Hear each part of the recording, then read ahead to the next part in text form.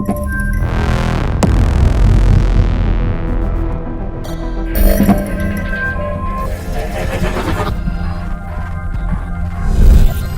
and welcome to Who Does Rolls. I am your host, Mike B. Yeah, we haven't done one of these for a while. I was doing stuff. We did the expo videos.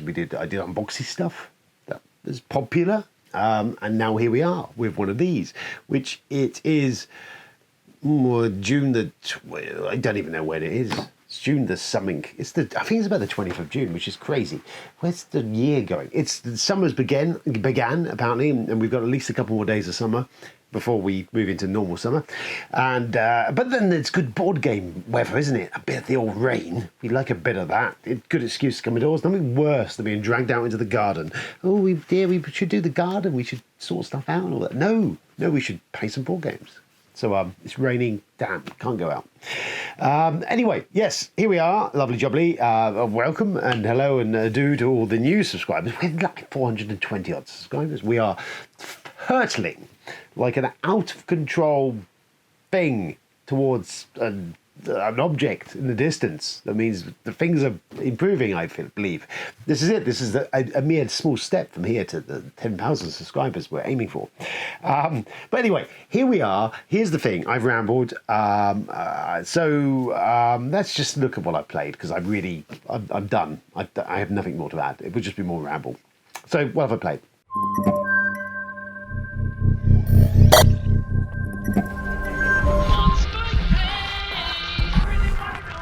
Played. I will skim through some stuff. Yes, I'll do that, because otherwise we'll be here forever. Going back some, My Father's Work.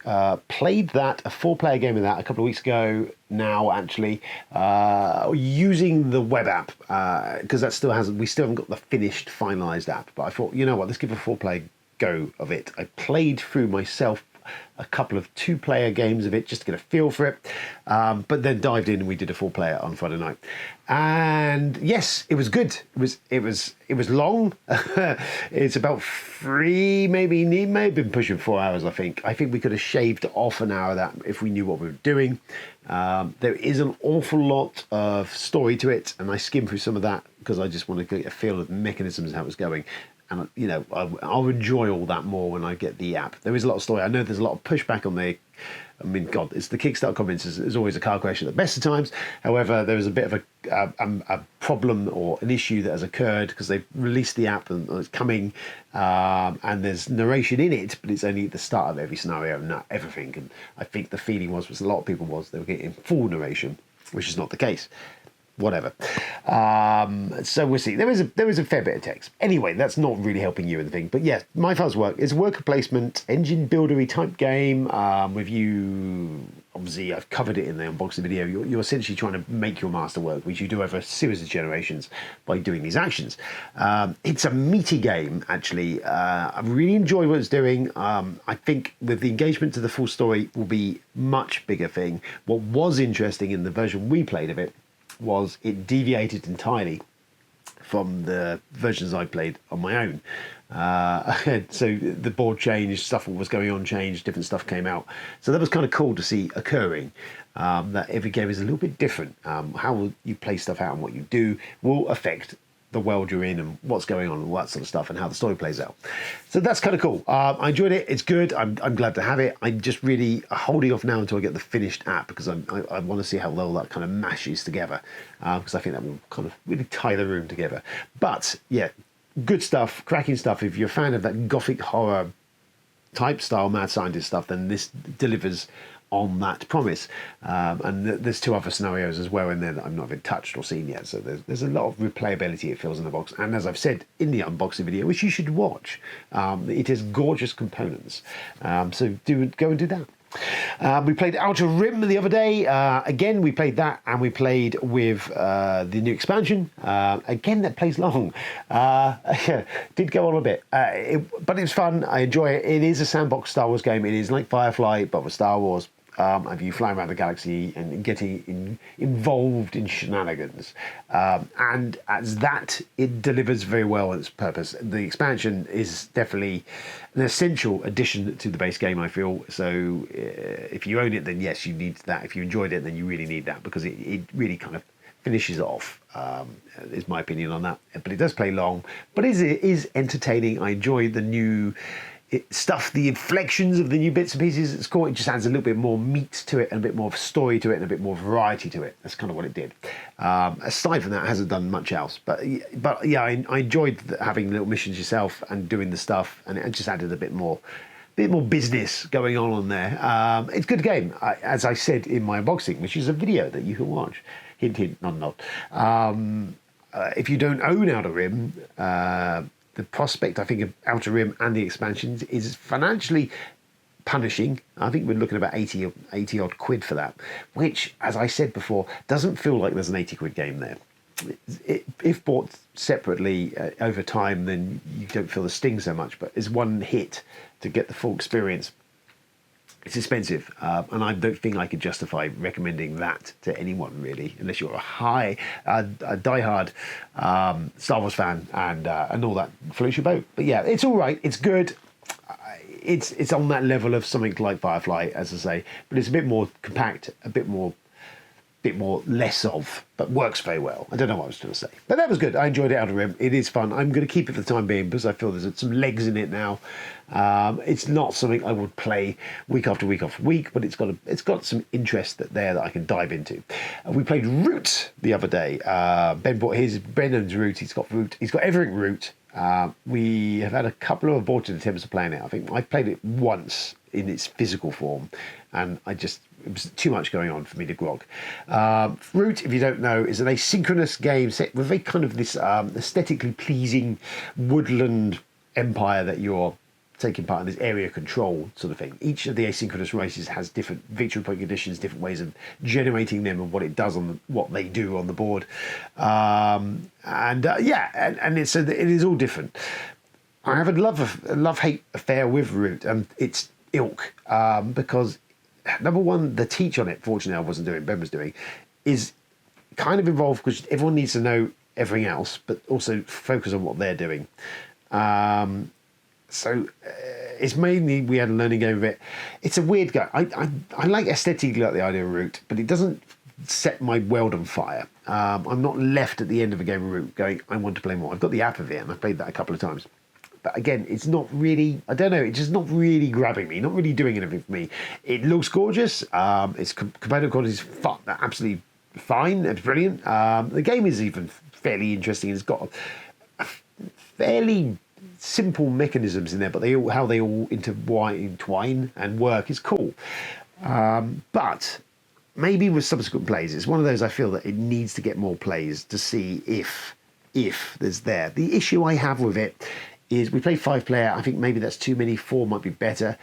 It's the sort of game, once you understand how everything works, fine, but you still can't really control everything. You can do bits to stop stuff, and it's very much the game of if someone suddenly does well, and I did do very well, and I won by quite a large margin, because I can't remember what I had.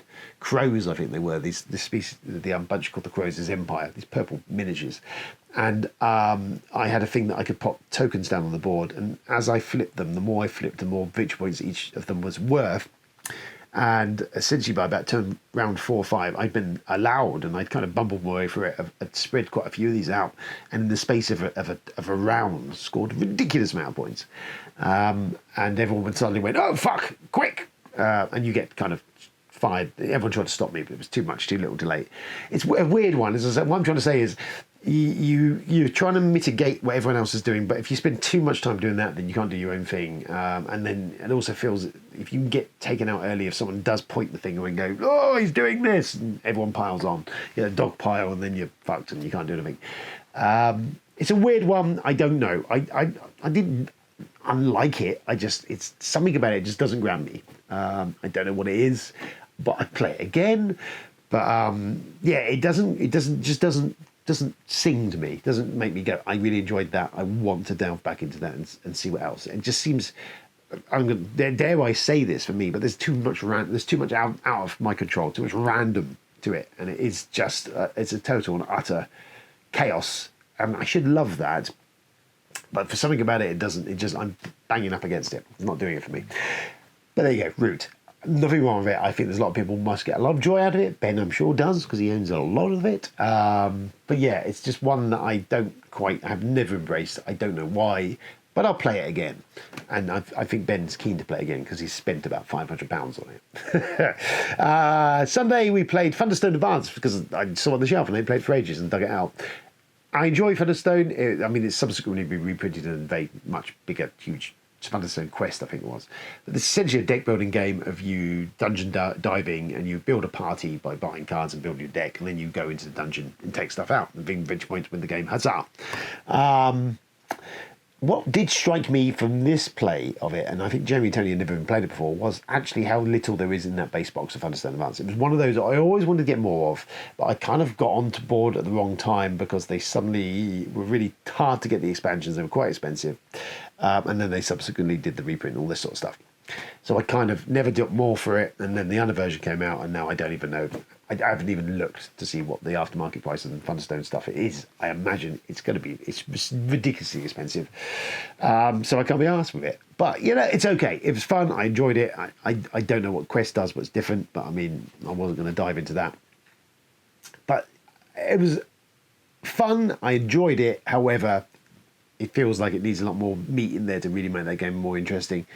And now that moment has passed. So what I do with Thunderstone, I don't know. Because it's kind of like... But, if you've not played it, I don't know what Quest plays like. If you've played Quest, then what's it play like? There's a lot of it. I've seen people with a lot of boxes of Thunderstone Quest, which is a couple of years back now. But yeah, I like deck build. I love a deck builder. And it does kind of cool thing. It just feels like it needs a bit more pizzazz, actually. Now, I've played that a few times. It's missing a bit. We dived into Downforce very quickly. Restoration Games, Downforce racing game. Love that. It's very simple. I have all the expansions for it. We play one of those. Great fun. I enjoy Downforce. I don't know how much it is at the moment, but if it's not too expensive, it's a good, fun, lightweight, kind of fillerish type game with a bit more meat to it. And it's just a fun racing game. I like it. You play cards and stuff happens. And Century for Spice Road, we played that again. We got very good at tearing through that and using that as a filler as well. Again, I enjoy that game. It just plays through really fast and easily, and it just does what it does. I enjoy that. That's kind of it. That's what we played, really. That stuff is what I've been playing. More stuff will be played later. Let's do some news. Here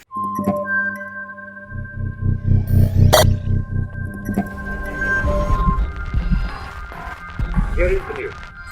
News is very short-lived. The only thing I am going to mention in the news is something that here we go. It's the Expo regret moment. Is that Mark Chaplin, designer of Lifeform, tweeted the other day about a game called Go Ahead Punk. I saw it and I was like, that's Dirty Harry, isn't it? And so this is essentially what it is. It's come from Next Dimension Games. They were at the Expo. I somehow missed this. Go Ahead Punk is Dirty Harry the board game. They just can't get the license for it for reasons. Warner Brothers are not apparently keen to do it. Who knows? Maybe Harry Callahan's probably not very woke. I can understand the hesitation to a certain extent. It's definitely not on brand at the moment. But I am that generation that I grew up with Harry and Dirty Harry, and especially the first movie and the second one as well, to a point. Cracking movies, and the character, essentially a fascist cop, which Harry, of course, led to Judge Dredd. There is they are the character that led to Judge Dredd. He was definitely there in Dredd's DNA. The first movie is astoundingly brilliant. If you've never seen the original Dirty Harry, then you've missed a treat. Yes, the character himself has little redeeming qualities. He is a fascist cop, but he does get the job done. And Clint Eastwood, at the top of his game, playing the character Harry Callahan. It's got some obviously great dialogue. The Go Ahead Punk Make My Day is a classic. If you've never seen it, the original one is him essentially trying to catch the Scorpio Killer in the movie, which is a kind of representation of the Zodiac Killer. The guy who's a sniper who's doing stuff and they can't catch him. Played by Andy Robson, who turned up in Hellraiser and other stuff. Deranged top formers as this gunman sniper. It's peak 70s, wah-wah soundtracks, great funky Layla Schifrin soundtrack, directed by Don. I can say Don Siegel. I'm sure it's Don Siegel who directed it. It's just a violent, cracking, great cop movie of its time, and the sequels subsequently drop off in quality as they go along. The second one is definitely great, good magnum force, but then it kind of peters out. Anyway, I distracted myself. So Dirty Harry, love Dirty Harry. This is a Dirty Harry board game. Essentially, you are, I think, playing different cops trying to find the Scorpio Killer character. And it's like a hidden movement game. I think Letters of Whitechapel. They are trying to find locations upon the board in San Francisco to take pot shots and kill people, some of which feature from the movie. I have a soft spot for it because I spent some time in San Francisco back in my oldie worldy days of working for Nintendo. I was over there involved in something to do with, I think, a Battletech game that never ever came out. But whilst I was there, I visited a lot of the locations from Dirty Harry that pop up all through the movie, and a lot of them are still there. And in fact, I remember at one point being on a taxi and we go under the bridge area where he waits for the bus and jumps on it at the end of the movie. Have you seen it? So I love it. This looks really good. I'm gutted I missed it. It's Next Dimension Games is the name. I reached out to them and I've had an email exchange with them to show my interest. And it's one I definitely will be watching closely. Hopefully I can maybe arrange an interview or something with the designer and find a bit more out. But they have my interest. It looks cool. I like the aesthetics of the game. Gutted that we don't get Dirty Harry, but this is all in the spirit of it. They're going to crowdfunding later in the year. That's all I know at the moment. I have my interest. It looks very cool. I will be interested to see if I can get my hands on or get a chance to play it at some point, because I do like hidden movement game. Plus with the 70s theme, Dirty Harry, all that cool good shit. I'm on board. It looks cool. So that's my tip to you. Keep an eye out. Go hunt that down, have a look at that. And prepare the back, maybe. That's that. Other than that stuff I've been watching, I said I wouldn't go into too much. I started watching The Boys. I've watched about 3 episodes of that. Enjoying that. It's just deranged and as you'd expect, as we always come to expect from that. Mad God I watched the other day, which is Phil Tippett's full-length stop-motion animation movie, which is gonzo, fucking deranged, weird, crazy shit. If you're in that mood, it's on Shudder, and I did a 7-day free trial on Shudder, so I was able to watch that, and I saw they had Alligator, the original Alligator from the 1980s, which is also well worth a watch, I would say. That was really good. And of course ObiWan, which tomorrow, because it's Tuesday today when I film this, is the last episode of ObiWan. I will say I fucking loved it. I've really enjoyed ObiWan. There is some wobbles and there's been some badly edited action scenes and a few other bits, but character, I love that it's got character in it. It's got character pieces in it. It's got character motivated story. Ewan McGregor's doing some great work, and just everything. And Hayden Christensen, and we've had Vader. Fuck me, some good shit's gone on. I know there's been the fan base has lost their shit over various puerile or just idiotic things. And racist things, of course. Well, you know, it's a fan group. What more can we ask for? All, you know, fuck me.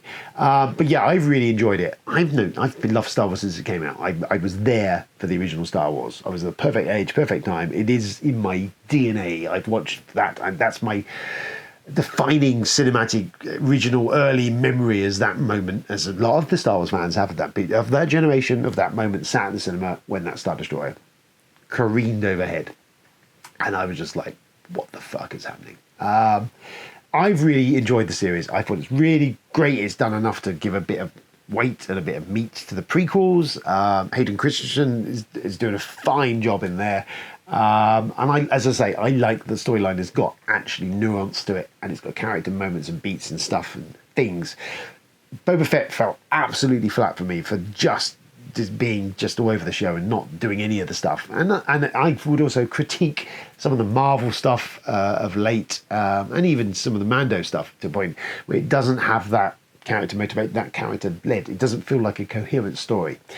This feels like it is one piece, and I'm really enjoying it. I think it's really good. I can't wait for the final episode. Shit's gonna get real, people.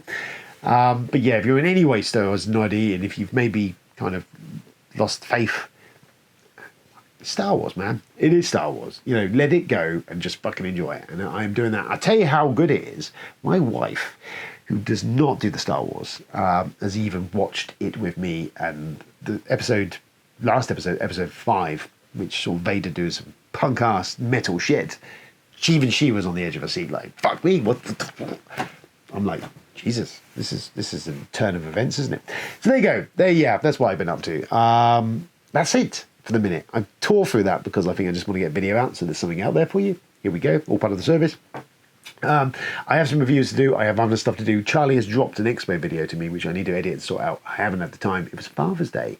I had little man to deal with all weekend. That kept me busy. So yes, so that's to come. I have some other stuff to do. Obviously, I've got stuff to do. It's just finding the fucking time to do it. Hello, as I say to all new subscribers, don't forget to like, share, and subscribe. Patreon. We got some Patreon people. I'm sure we've got more Patreon people. I need to check all this shit. I'm not on it at the moment. Stuff is going on anyway. Here we are. Here's the stuff we're doing. There you go. That's it. I've known more. I'm rambling now, and it's midweek, and I've stuff to do and things. Have a great week. Play some games. When it rains, enjoy the sun. Tomorrow's going to be lovely and warm. Go and enjoy that. By the time you watch this, it's too late. It'll be raining, so you just indoor. Just carry on playing games. But hopefully you got out and enjoyed things first before that. Okay? That's it. Done. Fine. Have fun. Play games. Look after yourselves and things and nonsense and stuff. And see you soon. Bye-bye.